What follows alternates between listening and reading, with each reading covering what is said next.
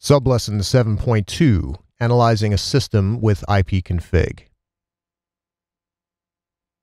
The Ipconfig command is generally the first place you should go when attempting to diagnose a network connectivity problem. If someone can't connect to the internet or can't connect to resources on the LAN, the Ipconfig command can be very instrumental in troubleshooting the problem, figuring out what the problem is.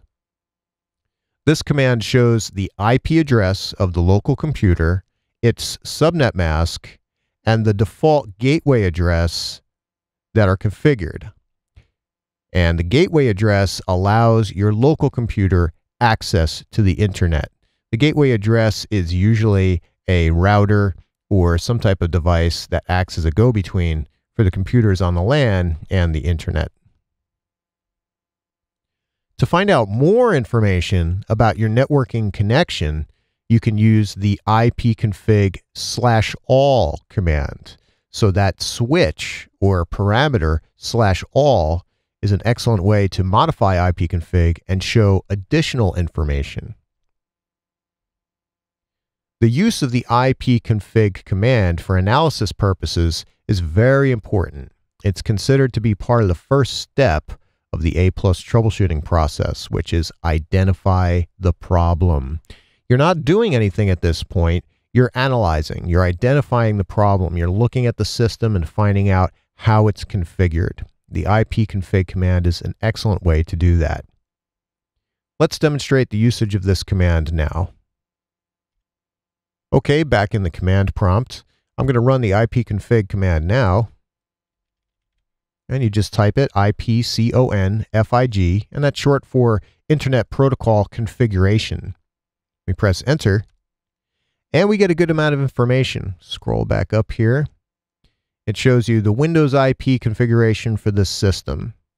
And we get various information for the local area connection.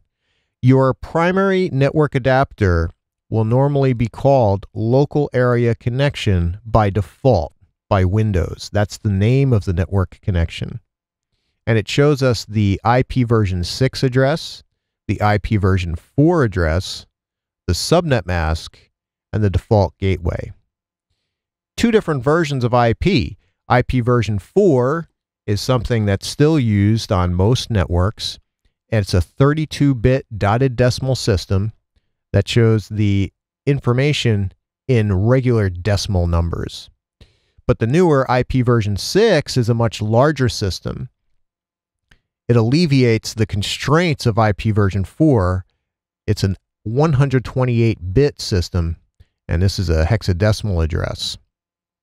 Now, in this case, this IP address, and we're going to concentrate on the IP version 4 address, but this address has been statically assigned. It's been manually configured on the computer. And that address is 192.168.1.147. And this type of address is typical for a computer on a small network, a SOHO network, one that is working in a small office or home office. That is the individual IP address of the computer. The subnet mask defines what class network the computer is on.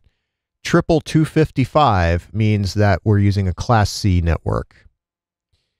So the network number is 192.168.1. That's the network we're on.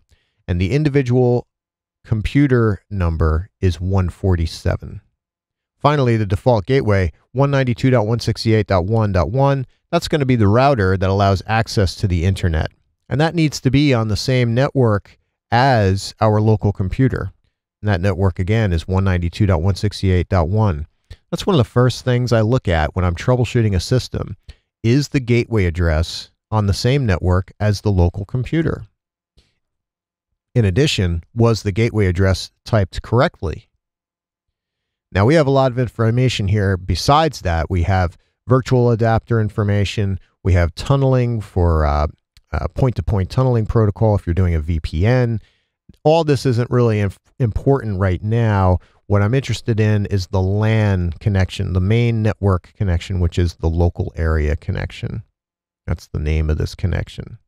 But we can find out more information by typing ipconfig/all. The /all parameter will add some additional info to our IP configuration screen. Press enter, and we'll scroll up here, and we see some additional information. What's the name of this computer? It's Music Box. Yes, that's the name of the computer, or the host name. And it gives you some additional information, which gets more into networking. What's more important here that I'm interested in as far as the additional info is, one, the physical address. That is the MAC address. It's the burned in address on your network adapter. This is a hexadecimal set of numbers. This is unique to each network adapter. I'm also interested in whether or not DHCP is enabled. Here it says no, and we said before we are statically configuring this IP address. Actually, it has already been statically configured. It has been manually entered by me. But quite often on small networks, the computer gets its IP address automatically from a router or some other device. In that case, this would say yes. Then we have the IP information again that we showed before, the subnet mask, default gateway.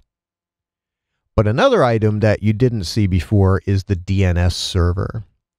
Here, that is the same address as the default gateway. The DNS server is 192.168.1.1.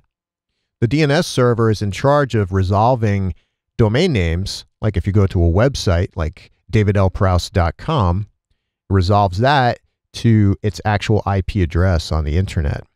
So the DNS server is very important. You want to have one of those configured as well. So quite often, I'll just go straight to the ipconfig/all when I'm troubleshooting a system. All this might seem like a little bit much when you're first starting out. So the best thing to do is to first learn more about the command. And you do that by typing ipconfig/?. Of course, you type it correctly. And then you press enter. And that tells you more about the command. It tells you the usage, ipconfig, and what types of parameters or switches you can use after that command. You can see here we have the option for /all, and then some additional options, /release, renew, flush DNS, register DNS, display DNS. And we'll show these additional switches in the next lesson. So always learn more about the command. They even give you examples of how the command will work.